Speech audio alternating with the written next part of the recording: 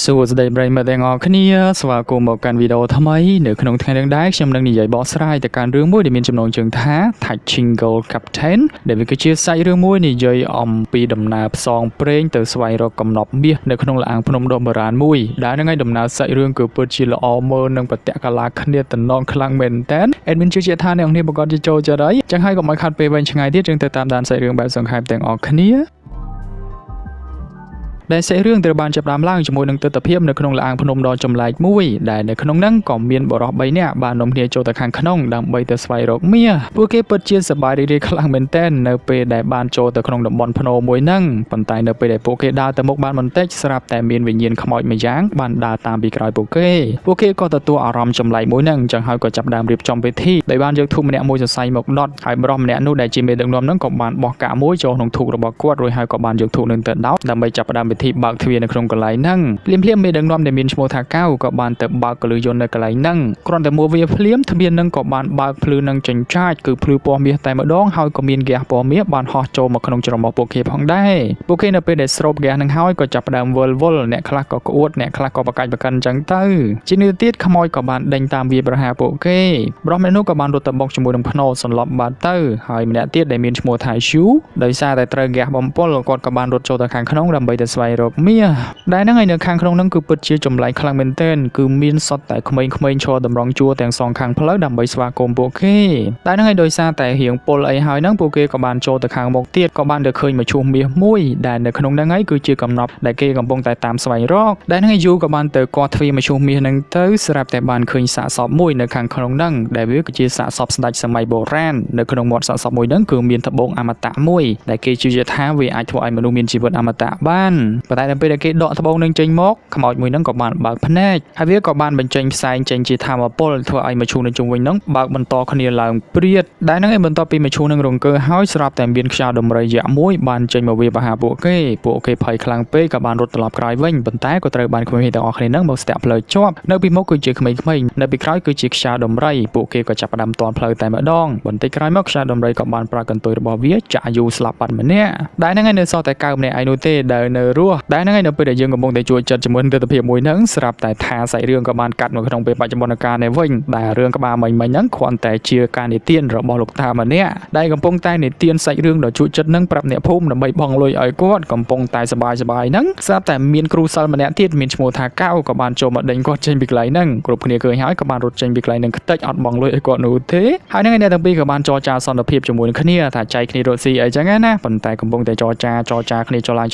ងលោកតាម្នាក់ហ្នឹងក៏បានប្រើល្បិចបំបាំងកាយរត់ចេញពីកន្លែងហ្នឹងបាត់កៅមិនខ្វល់នោះទេក៏បានក្រាកតេរបស់គេដើម្បីចាប់ផ្ដើមលក់អីវ៉ាន់របស់គេហ្នឹងគឺសុទ្ធតែជារបស់បោកក៏មានលពូម្នាក់មកទិញឧបករណ៍ហ្នឹងទៅបាត់គាត់ក៏បានលុយហើយក៏បានយកលុយហ្នឹងមិនមែនយកចាយខ្លួនឯងទេណាគាត់ក៏បានយកទៅទិញនំប៉ាវដើម្បីយកទៅចែកក្មេងកំព្រានៅក្នុងភូមិរបស់គាត់ញ៉ាំតែគាត់គឺជាបរិសសង្ហាម្នាក់គាត់តែពាក់ពុកមាត់ពុកអីដើម្បីបន្លំអ្នកភូមិដើម្បីលក់ឧបករណ៍ហ្នឹងណាតែនេះបន្ទាប់ពីសប្បាយជុំក្មេងបានបន្តិចស្រាប់តែអ្នកភូមិក៏បាននាំគ្នាមកព័ទ្ធជុំវិញខ្លួនរបស់គេអ្នកភូមិហ្នឹងក៏ត្រូវបានដឹកនាំដោយនារីម្នាក់ដែលមានឈ្មោះថាលីនត្រូវជាកូនស្រីរបស់មេភូមិក៏បាននាំគ្នាមកចរចាជាមួយនឹងកៅគឺពួកគេទាមទារឲ្យកៅសងប្រាក់ទៅគេវិញដោយសារតែឧបករណ៍ដែលកៅបានលក់ទាំងអស់គឺសុទ្ធតែជារបស់បោកជានេះទៅទៀតក៏មានលពូម្នាក់ថាឲ្យកៅថាគេគឺជាក្មេងកំព្រាដែលត្រូវបានឪពុករត់ចោលកៅលឺហើយក៏បានសម័យទៅកាន់អតីតកាលឪពុករបស់គេក៏បានរត់ចោលគេជាមួយនឹងម្ដាយដែលឈឺហ្នឹងចឹងហើយក៏បានធ្វើឲ្យម្ដាយស្លាប់គេពិតជាឈឺចាប់ខ្លាំងមែនទែនក៏បានវាយគ្នាជាមួយនឹងអ្នកភូមិហើយអ្នកភូមិក៏បានព្រួតគ្នាវាយគេនឹងព្រាតគេមិនអាចវាយឈ្នះនោះទេប៉ុន្តែពេលហ្នឹងដែរស្រាប់តែមានបរិសមាធំម៉ាប់ម្នាក់ដែលមានឈ្មោះថាតាកក៏បានចូលមកវាយជួយគ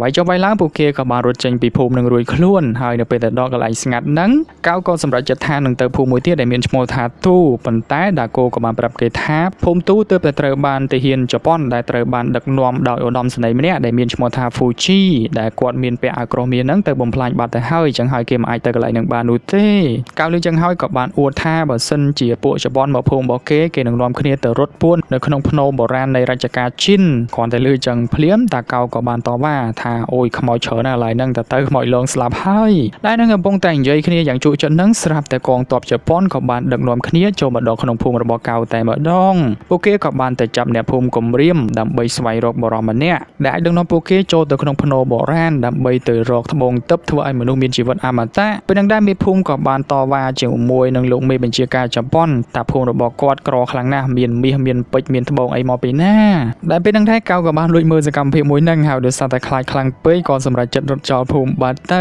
ខណៈដែលលោកមេតបក៏បានតែចាប់ក្មេងស្រីម្នាក់យកមកធ្វើទរណកម្មក្មេងស្រីក៏បានខំដៃពូទាហានទ្រាំបានក៏បានកាប់គេសម្លាប់មួយហើយហ្នឹងហើយដោយសារតែសភាពការតានតឹងខ្លាំងពេកក៏មានលោកពូលបម្នាក់បានលើកដៃឡើងថាគាត់ស្គាល់អ្នកជំនាញម្នាក់ដែលមានឈ្មោះថាកៅស៊ុនជីដែលគេនឹងប្រកាសជាអាចដឹកនាំក្រុមជប៉ុនហ្នឹងទៅក្នុងភ្នោនឹងបានហើយប៉ុន្តែជាអកុសលដោយសារតែគេគឺជាមនុស្សមានថ្វីដៃមានចំណេះដឹងខ្លាំងក៏គេមិនដែលនៅភូមិទេគេដើរចេញភូមិបាត់ហើយគេក៏មិនដឹងថាកៅស៊ុនជីហ្នឹងនៅឯណានោះដែ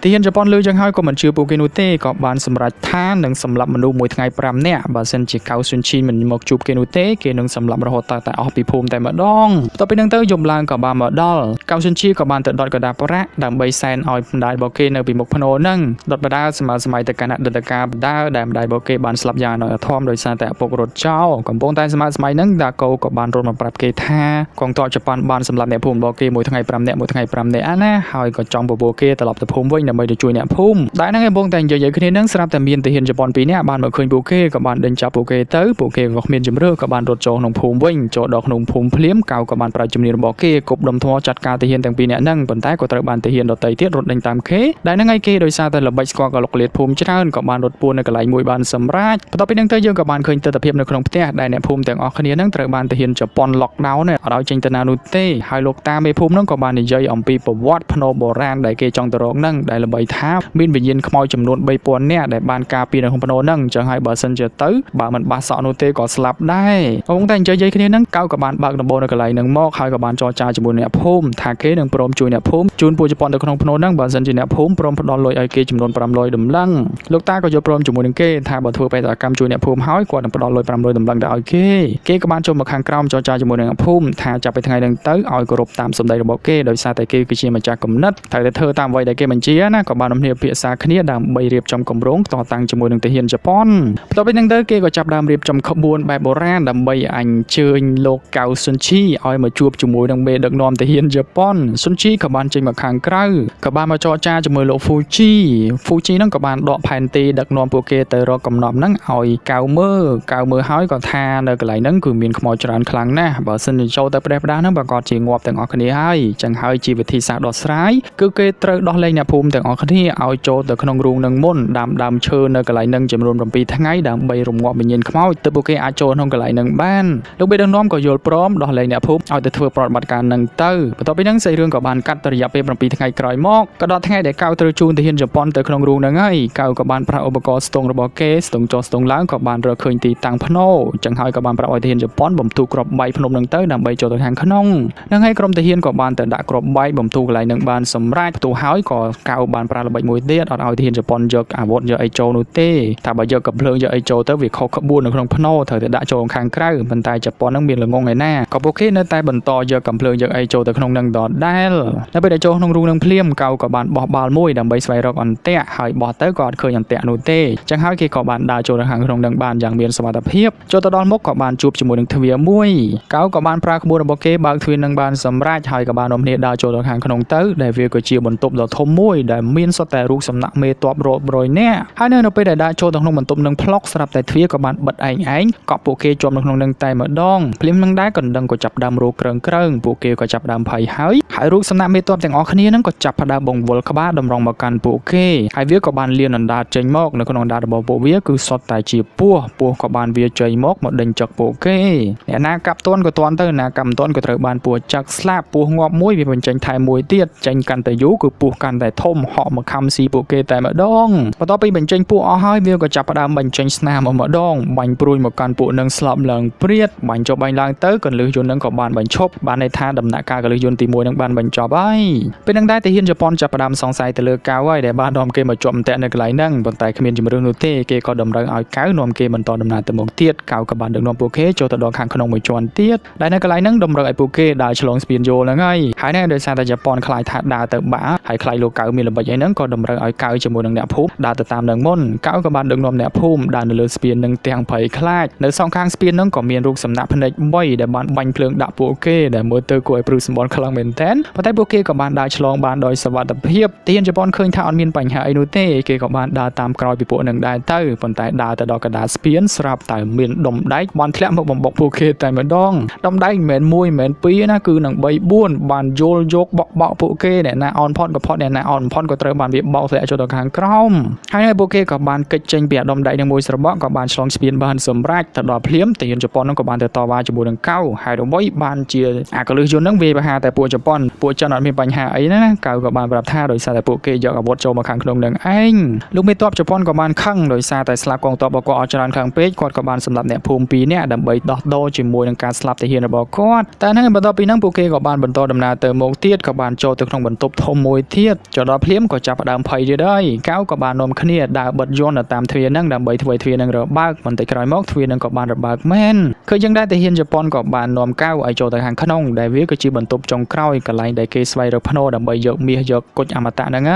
យតែចូលទៅដល់ Fuji ក៏ចាប់អារម្មណ៍ថាអត់មានមាសអត់មានអីផងហ្នឹងប្រហែលជាអន្តៈរបស់កៅទេដឹងក៏បានសួរកៅប៉ុន្តែកៅក៏បានប្រោសចំណេះដឹងរបស់គេបោកប្រាស់ទៅកាន់ទាហានជប៉ុនថាមឈូសនៅជុំវិញហ្នឹងគឺជាក្បួនហើយមឈូសខាងលើហ្នឹងគឺជាមឈូសរបស់ស្ដេចត្រូវតែទម្លាក់មឈូសហ្នឹងបើកយកគុជណាចឹងហើយទាហានជប៉ុនក៏បានទម្លាក់មឈូសធំហ្នឹងចូលមកកណ្ដាលមឈូសតូចហើយនៅពេលដែលពួកគេបំរុងនឹងបើកមឈូសធំហ្នឹងទៅហើយស្រាប់តែមានដៃខ្មោចមួយបានបើកទ្វារហ្នឹងចេញមកពួកគេក៏ចាប់ផ្ដើមនាំគ្នាភ័យហើយអ្នកភូមិហ្នឹងក៏បាននាំគ្នាទៅពួននៅតាមកន្លុកកលៀតខណៈក្នុងមឈូសហ្នឹងក៏មានខ្មោចបុរាណមួយវាចេញមកហើយមិនមែនតែមួយនោះទេអាមឈូសនេះជាមួយហ្នឹងវាក៏បានរបើកហើយខ្មោចជាច្រើនក៏បានវាចេញមកផងដែរដែលតាមការពិតទៅវាមិនមែនជាខ្មោចមែនតែនោះទេវាគ្រាន់តែជាខ្មោចបន្លំដែលត្រូវបានរៀបចំដោយកៅទាំងអស់ដែលគេបានរៀបចំក្បួនហ្នឹងតាំងពី7ថ្ងៃមុនមកម្លេះឲ្យអ្នកភូមិមកចូលរៀបក្បួនរៀបអន្ទាក់រៀបស្នារៀបពោះឬក៏រៀបអាដុំដៃដើម្បីបុកធ្វើបាបពួកជប៉ុនសម្រាប់ពួកជប៉ុនចោលអញ្ចឹងណាហើយនៅភ្លាមហ្នឹងដែរកៅក៏បានស្រែកឲ្យអ្នកភូមិឲ្យចូលមកតតាំងប្រយុទ្ធគ្នាជាមួយនឹងពួកជប៉ុនតែម្ដងអ្នកភូមិក៏បានចូលមកកាប់ជាមួយនឹងទាហានជប៉ុនយ៉ាងអង្អាចកាប់ចុះកាប់ឡើងទៅមេភូមិដោយសារតែឡើងប្រកាសអំពីបញ្ហារបស់គាត់ហ្នឹងស្រាប់តែត្រូវបានលោកមេតបម្នាក់បានមកចាក់គាត់សម្លាប់ឃើញលៀនឃើញចឹងក៏បានរត់ទៅមើលឪពុកប៉ុន្តែជួយឪពុកមិនទាន់នោះទេឪពុកបានត្រឹមតែផ្ដាំកូនស្រីឲ្យជួយសុំទោសទៅកាន់កៅផងដែលគាត់អត់មានលុយឲ្យកៅទេណាផ្ដាំឲ្យលោកពុកក៏បានស្លាប់បាត់ទៅលៀនឈឺចាប់ខ្លាំងពេកក៏បានហក់ទៅកាប់គ្នាជាមួយលោកមេតបយ៉ាងសាហាវប៉ុន្តែក៏ត្រូវបានលោកមេតបធាក់គេមួយជើងឲ្យប៉ាវនឹងស្ទុយកៅឃើញចឹងក៏បានហក់មកជួយគេដើម្បីការពារសុវត្ថិភាពរបស់គេប៉ុន្តែកំពុងតែវាយគ្នានឹងស្រាប់តែភ្នំក៏ចាប់ផ្ដើមប្រេះនឹងខ្ទេចពួកគេក៏ចាប់ផ្ដើមធ្លាក់ចូលទៅខាងក្រោមជាបន្តបន្ទាប់ធ្លាក់រហូតដល់តែអស់គ្នា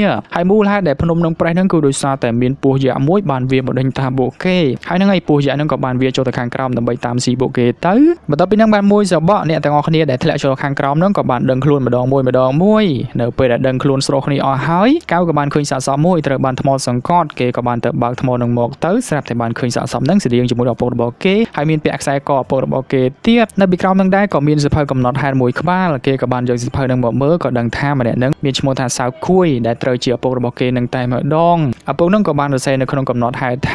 ាគ្រួសាររបស់គាត់គឺពិតជាក្រខ្លាំងណាស់ហើយជំពាក់បំណុលរបស់គេវ៉ាន់កទៅទៀតប្រពន្ធរបស់គាត់ក៏ឈឺធ្ងន់តម្រូវឲ្យគាត់ទៅរកថ្នាំទឹកចឹងហើយគាត់ក៏សម្រេចចិត្តចេញពីប្រពន្ធដើម្បីចូលមកក្នុងរូងនឹងស្វែងរកគុជទឹកយកទៅព្យាបាលប្រពន្ធរបស់គាត់ប៉ុន្តែជាអកុសលបេសកកម្មរបស់គាត់ក៏បរាជ័យគ្នារបស់គាត់ក៏ត្រូវបានគិតលឺយន្តនឹងសម្លាប់ទាំងអស់អាសាច់រឿងដែលយើងបានឃើញកាលពីក្បាលដំបូងហ្នឹងហើយគាត់នឹងគឺជាអ្នករស់នៅចុងក្រោយគេក៏បានសរសេរកំណត់ហេតុហ្នឹងដើម្បីទុកឲ្យកូនប្រុសសរសេរហើយគាត់ក៏បានដេកស្លាប់នៅកន្លែងហ្នឹងបាត់ទៅកៅអានហើយក៏បានយំអាណិតឪពុកស្មានថាឪពុករត់ចោលគេប៉ុន្តែតាមពិតឪពុករត់ដើម្បីមករត់ថ្នាំព្យាបាលម្ដាយសោះចឹងហើយគេក៏បានអោនគោរពវិញ្ញាណក្ខន្ធឪពុករបស់គេទៅបន្ទាប់ពីសោកសង្រេងអស់ចិត្តហើយគេក៏បានចាប់អារម្មណ៍ទៅលើរូបគំនូរ logo ដែលឪពុករបស់គេបានគូរដែលវាដូចគ្នាបែបទៅនឹងអ្វីដែលគេបានឃើញនៅក្នុងផែនទីរបស់ពួកជប៉ុនអញ្ចឹងបានន័យថាកន្លែងហ្នឹងឯងគឺជាកន្លែងភ្នោបុរាណដែលពួកជប៉ុនកំពុងតែរកនឹងឯងតែពីដំបូងឡើយគេអត់ស្គាល់ណាគ្រាន់តែរៀបចំគម្រោងបោកជប៉ុនណានៅពេលដែលធ្លាក់ចូលមកខាងក្រោមទៅក៏វាមកចំភ្នោនឹងដោយចៃដន្យក៏ស្របពេលដែរក្រុមទាហានជប៉ុនក៏បានដឹងខ្លួនឡើងមកវិញហើយលោកមេតប Fuji ដោយសារតែខឹងជាមួយនឹងកៅខ្លាំងពេកដែលរៀបចំគម្រោងធ្វើបាបគាត់ក៏បានប្រកាសឲ្យទាហានរបស់គាត់ទៅដេញតាមសម្ដាប់ពួកគេផ្ដាច់ពូជតែម្ដ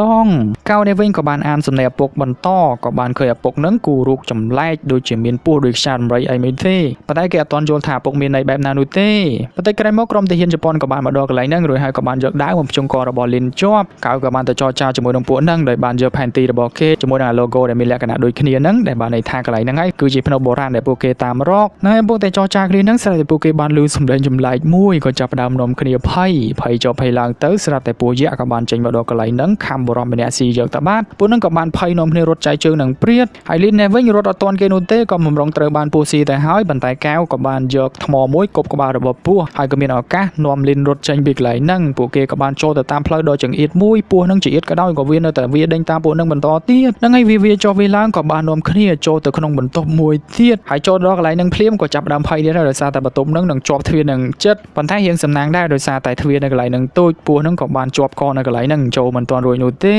ពេលហ្នឹងកៅក៏បានចាប់អារម្មណ៍ទៅលើសំណេរឪពុករបស់គេរួមជាមួយនឹងរូបសំណាក់នៅជុំវិញហ្នឹងគេក៏អាចដឹងថាដើម្បីបើកទ្វារហ្នឹងបានតើតែយល់អំពីចលនាការរបស់វាអញ្ចឹងហើយគេក៏បានសិក្សាអំពីចលនាការហ្នឹងទៅក៏ដឹងថាត្រូវបង្វិលរូបសំណាក់ទៅដាក់ទិសខាងនេះខាងនោះបង្វិលរូបសំណាក់ហើយក៏វាមិនឃើញអីនោះដែរចុងក្រោយហ្នឹងគេក៏បានកន្លែងឃើញប៊ូតុងនៅពីក្រោយរូបសំណាក់មួយហ្នឹងក៏បានទៅចុចប៊ូតុងមួយហ្នឹងទៅទ្វារមួយក៏បានរបើកឡើងប៉ុន្តែរបើកបានមួយផ្លែតវាក៏បានចង់ចោះទៅវិញកៅជាមួយនឹងកៅក៏បាននាំគ្នាទៅទប់ទ្វារនឹងជាប់ឲ្យអ្នកទាំងអស់គ្នាចូលទៅតាមនឹងម្ដងមួយប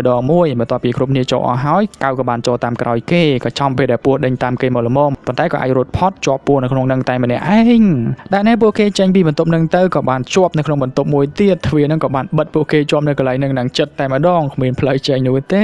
ភ្លាមៗដែរលីនក៏បានអង្គុយសំណោះសំណោកនៅឃើញទៅដល់ពុករបស់គេកៅឃើញគេកំសត់អញ្ចឹងក៏បានមកអង្គុយលួងលោមគេយ៉ាងផ្អែមល្ហែមក៏មកតែអង្គុយនឹងស្រាប់តែបរិសម្នាក់ដែលបានទៅចោះចោលជាមួយជប៉ុនហ្នឹងក៏បានមកទៅដើមសភៅយកទៅឲ្យពួកជប៉ុនហើយទៅដើមគ្នាចូលឡើងទៅគាត់ក៏បានថយក្រោយជន់ទៅចំអិតមួយផុងចូលទៅខាងក្រោមដែលច្បាស់ណាស់វាគឺជាកន្លឹះយន្តដាស់អីឲ្យចុះមកមួយទៀតហើយភ្លាមៗដែររូបសំណាក់ក្បាលពីរក៏បានធ្លាក់ចុះមកខាងក្រោមអាមុខយក្សក្បាលពីរហ្នឹងដូចជាមុខអាយៈនៅក្នុងសាច់រឿង The Writer Odyssey អញ្ចឹងតែហ្នឹងអាយៈក្បាលពីរហ្នឹងគឺមានដៃ6ដៃវាទាំងសងខាងគឺមានកាន់អាវុធទាំងអស់តែហ្នឹងវាក៏ចាប់ផ្ដើមវិលចេញជាចលនាការមួយដេញកិនពួកនឹងសម្លាប់តែម្ដងអាកង់ហ្នឹងដេញកិនអាដៃផ្សេងទៀតហ្នឹងក៏បានកាន់លំពែងដេញចាក់ពួកនឹងទីងតងណាពួកនឹងក៏បានរត់នឹងព្រាតណារត់រួយក៏រួយណារត់រួយក៏ត្រូវបានវាកិនស្លាប់លីនរត់ចុះរត់ឡើងក៏បានរអិលជើងដួលព្រោះបំរុងត្រូវបានវាកិនទៅហើយកៅក៏បានមកជួយគេទាន់3គេរត់បន្តទៀតដែលរត់ចុះរត់ឡើងហ្នឹងក៏ចាប់ផ្ដើមអស់សង្ឃឹមទៅហើយប៉ុន្តែទាហានជប៉ុនហ្នឹងក៏សម្រេចចិត្តបោះគ្រាប់បែកកំទេចរូបសំណាក់ហ្នឹងហើយនៅបន្ទាប់ពីគ្រាប់បែកផ្ទុះត្រូវរូបសំណាក់ហ្នឹងទៅវាក៏ចាប់ផ្ដើមផ្ទុះខ្ទេចធ្លាក់បាសចុះមកក្រោមសង្កត់ទៅកាន់ទាហានជប៉ុនស្លាប់អស់មួយចំនួនទៀតហើយហ្នឹងវាមិនព្រមតែបញ្ចប់ប៉ុណ្្នឹងនោះទេវាក៏បានបាក់ស្រុតធ្លាក់ចុះទៅក្រោមធ្វើឲ្យទាហានអីគ្រប់គ្នាហ្នឹងធ្លាក់ចុះទៅក្រោមដែរទៅ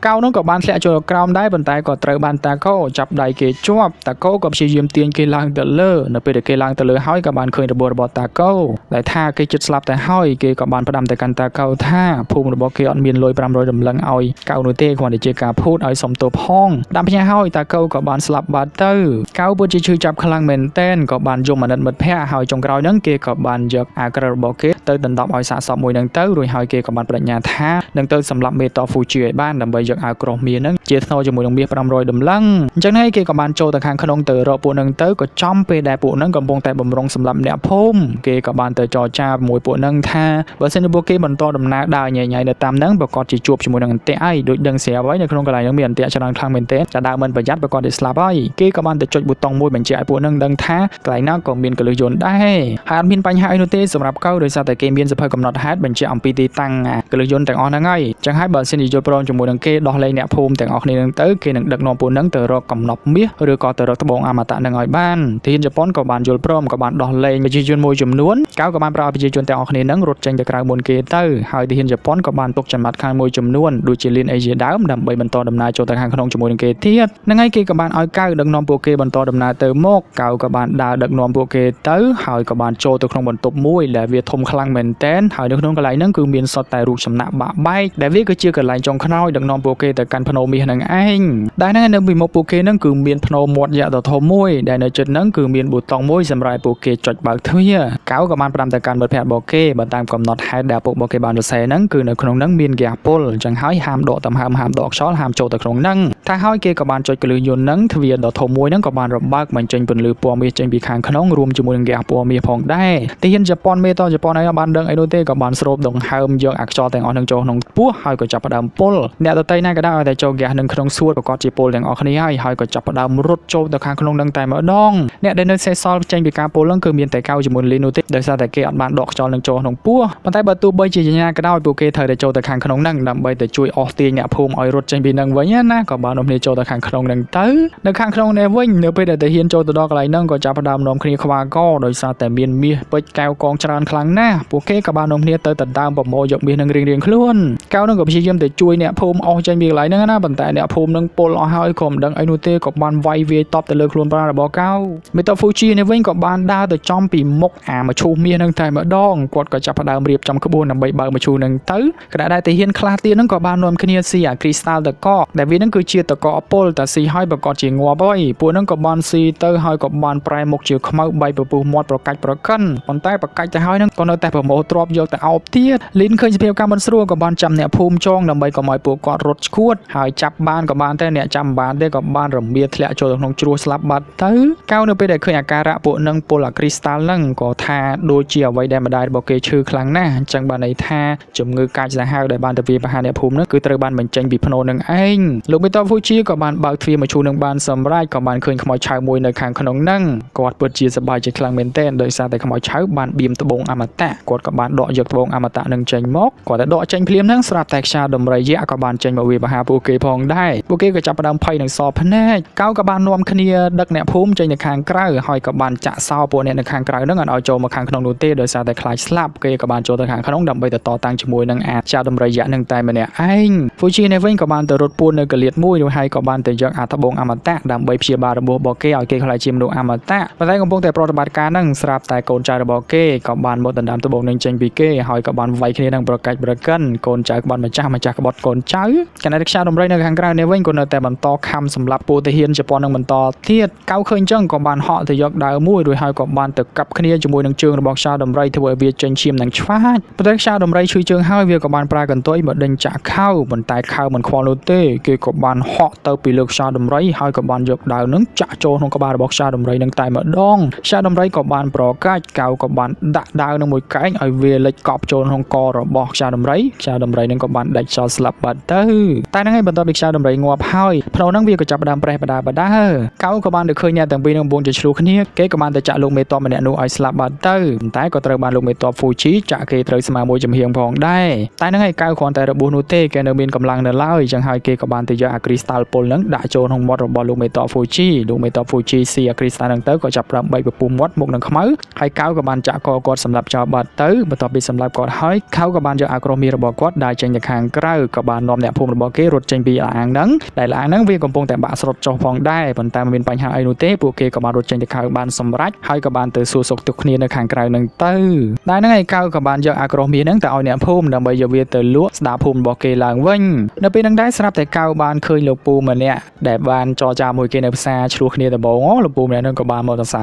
រសើរគេហើយគាត់ក៏បានរលាយបាត់ទៅដែលមើលទៅគាត់គឺជាទេវតាដែលបានតាមថែរក្សាកៅក៏ថាបានដែរហើយលីននេះវិញក៏បានទៅសុំទោសកៅដែលគេគ្មានលុយឲ្យកៅនោះទេវាគ្រាន់តែជាការបោកប្រាស់ប៉ុន្តែកៅមិនបានប្រកាន់គេនោះទេក៏បានអោបគេដោយសេចក្តីស្រឡាញ់បន្តមកទៀតពួកគេក៏បានចូលក្នុងភូមិវិញទៅហើយអ្នកភូមិក៏បានជ្រើសរើសកៅឲ្យខ្លាចទៅជាមេភូមិអ្នកដឹកនាំភូមិរបស់គេកៅក៏បានបង្រៀនក្មេងៗបង្រៀនអំពីរឿងប្រវត្តិសាស្ត្របង្រៀនអំពីគ្រឿងគុណធម៌មិនឲ្យក្មេងនឹងចេះភូតចេះកុហកចេះអីនោះទេអ្នកដែលលីននេះវិញក៏ពោះកូនជាមួយនឹងកៅនឹងប្រពន្ធណាណីទៅហើយកៅឃើញប្រពន្ធក៏បានលាកូនសិស្សដើម្បីនាំប្រពន្ធទៅផ្ទះនៅពេលដែលគេដើរទៅមុខបានបន្តិចគេក៏បានកលៃក្រោយស្រាប់តែបានឃើញឪពុករបស់គេបានលើកមេដៃឲ្យគេក៏បានសម្លឹងទៅឪពុកដោយស្នាមញញឹមហើយសាច់រឿងក៏ត្រូវបានបញ្ចប់នៅត្រង់ចំណុចនឹងដែរទៅអញ្ចឹងហ្នឹងហើយអ្នកនាងសាច់រឿងមួយនឹងគឺមានតែប៉ុណ្្នឹងឯងវាគឺជាសាច់រឿងដ៏ល្អមើលខ្លាំងមួយអេដមីនសង្ឃឹមថាអ្នកនាងនឹងចូលចិត្តមកកាន់សាច់រឿងនេះទៅចោះបើអ្នកនាងចាប់អារម្មណ៍ចង់ទៅមើលសាច់រឿងពេញអាចទៅមើលបានដោយ free នៅក្នុង app មើល24ហើយយើងចាំទៅជួបគ្នានៅក្នុងវីដេអូក្រោយៗទៀតសុខសប្បាយទាំងអស់គ្នាជម្រាបលាបាយបាយ